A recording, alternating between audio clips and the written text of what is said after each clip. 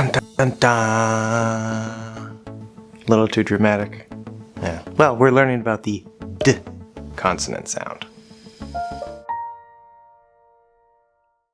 Hi, I'm Josh, your American English guide, and this is English Hacks, where I help you to sound like a native and to understand natural American speech better. So it's finally time for the D sound. In this lesson, we are only talking about the D and not the T, because the T is a little more complicated and we're going to need a whole lesson or two just for that. But that's okay, because we have a lot to talk about with the D sound. Like we saw in the previous couple of lessons about the stop consonant sounds, P, B, and K, G. The stops have three types. There's the strong, where we use more force or air, the weak, where we use less force or air, and the glottal stop, where we cut off the air. Now the D sound follows all of these same patterns, except there are two types of weak D sound. Let's take a look first at the strong D, the normal D sound. D. Dig. Dark. Don't. Produce. Mundane. Idea. So remember, it doesn't matter if it's at the start of the word or in the middle of the word. If it's at the start of a stressed syllable, it's going to be stronger.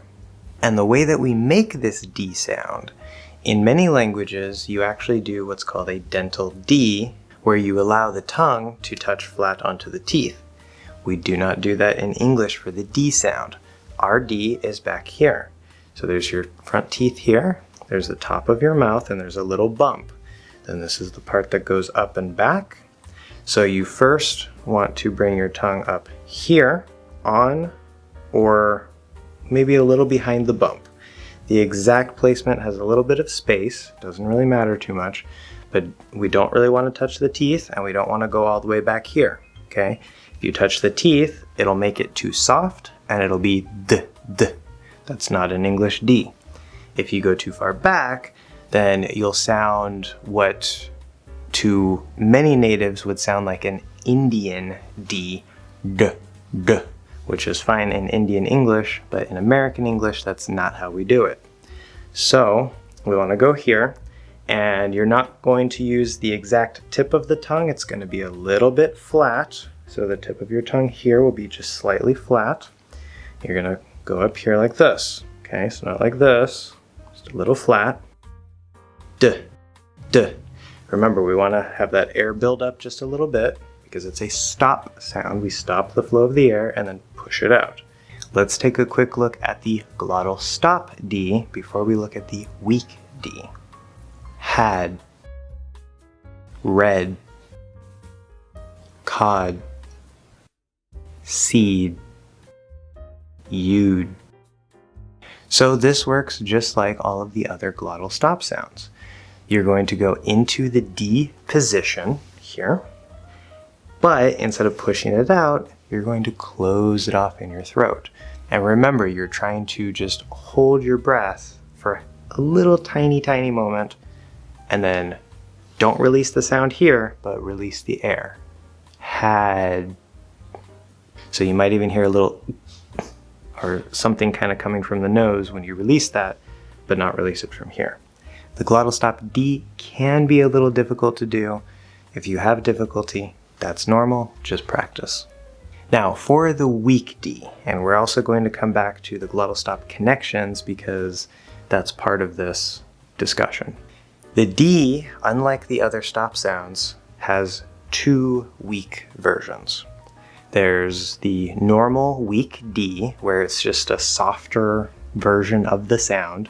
So just like we have B and B, or P and P, we have D and D.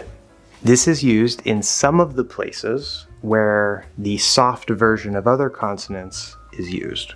For example, at the start of a syllable that is not stressed, and that doesn't have a vowel before and after it. We're going to come back to that in a second. Decide, debate, divine. So notice that these D's at the start are d. It's not decide, debate, divine. That's too strong, right?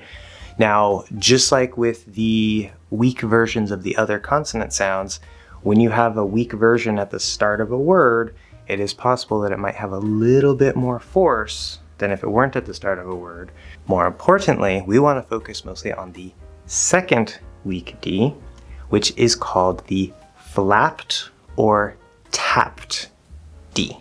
And this is called a flapped or tapped D because of the way that it's made. Usually, the D blocks the air. We get a buildup, we release, and it creates the D sound, whether weak or strong. Either way, we use that same thing. Also with the glottal stop, we go into the same position. But this D is a little different because instead of closing here and stopping the air, we are going to actually just tap. That's it, just tap. There's no buildup of air, there's no release, you just tap or flap. Flap is like a flag flaps in the wind, so that's the motion the tongue makes. It just sort of hits the top. If you speak a language with a trilled R, like R, where you have the tongue sort of doing this, this is almost the exact same sound, but you want to just tap once. It's just one tap, okay? So don't say R, we just want R, R, R. Now, the exact placement is going to sort of depend on what the next sound is. Like if it goes into an which is a difficult combination, you're going to tap and pull into the But if you're going to E, you're going to sort of tap and move forward into the E. So sometimes we might tap a little far back, sometimes we might tap a little farther forward. That's okay, there's a little bit of a range, but we don't want to touch the teeth. Okay, it's not a dental sound. So when do we use the flapped D instead of the regular weak D? Well, it's actually pretty easy, and you probably have heard this rule elsewhere.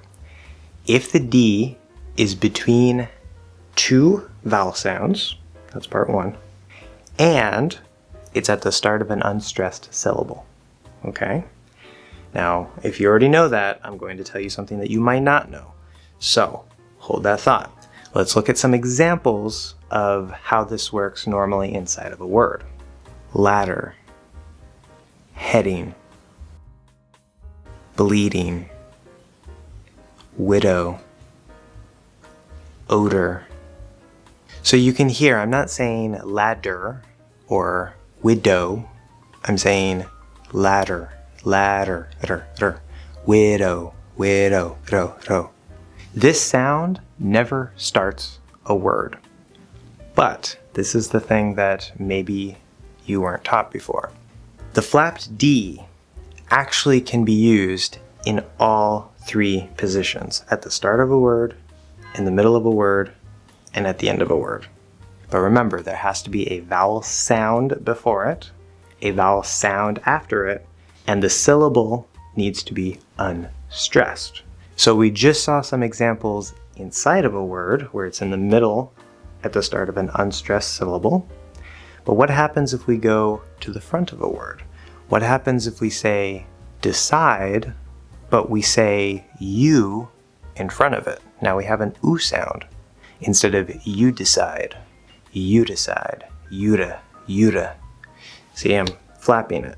You might not hear much of a difference, and that's okay. It's not the biggest point in the world, but we can use the flap D in that case. Also, the glottal stop. We saw before with the other consonant sounds that are stops, that if we go from a glottal stop and connect to a vowel, it's going to reactivate the sound and it will create a weak version of that consonant. This is one reason why I say that the flapped D is a second weak D.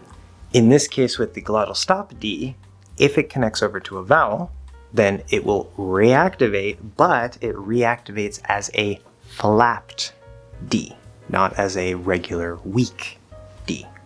And this is because it's actually a little easier and faster to move between the two words when we just flap instead of having to build up the air and release it. For example, had it, read it, caught it, seed it, you'd it.